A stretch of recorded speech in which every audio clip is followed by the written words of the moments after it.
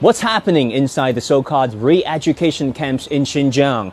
Was that a campaign of religious repression or an unprecedented effort of de-radicalization? I don't have all the answers, but I want to find out, and we traveled across Xinjiang to track down some of the attendees in the program.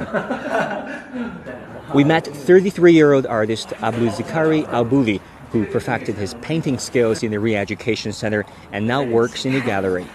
We caught up with 30-year-old Yurugu Yusam, who works in hospitality. We found 26-year-old Rukia Yakub, who improved her Mandarin and now works as a real estate agent.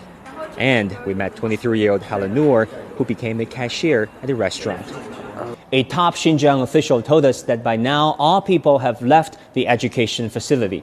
Now, looking back, one might think that much of the world has been against China's re-education centers in Xinjiang, right?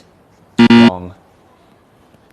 Yes, 22 Western countries and Japan wrote a letter to the UN criticizing China's Xinjiang camps, but 54 countries, most of them Muslim-majority states, defended China's counter-extremism efforts in Xinjiang, commending China in its development policies there and in, quote-unquote, promoting care to its Muslim citizens. And they probably have a point. China has built at least 35,000 mosques, more than France's 2,300, America's 2,106, and Great Britain's 1,600.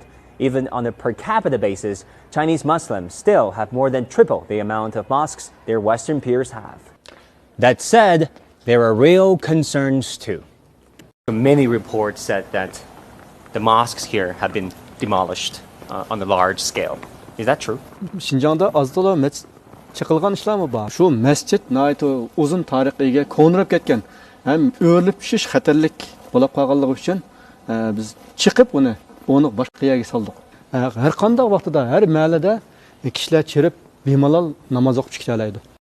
It's all about perspectives, and many people still have the impression that in China, Islamophobia is real and terrorism is not.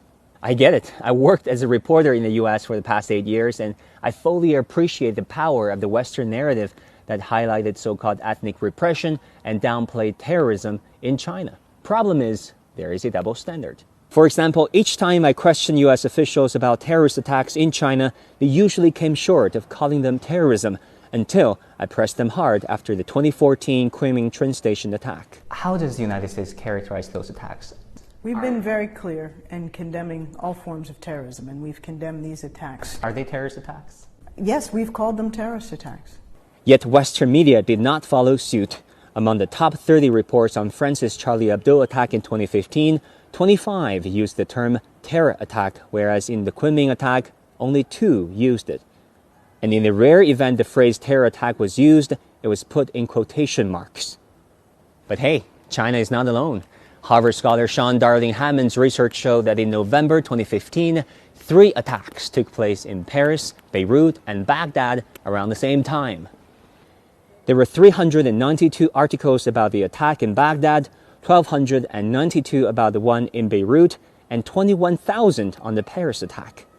Around the globe that year, for each Western life lost to terrorism, there were 665 Western reports, and for each non-Western life, only 60.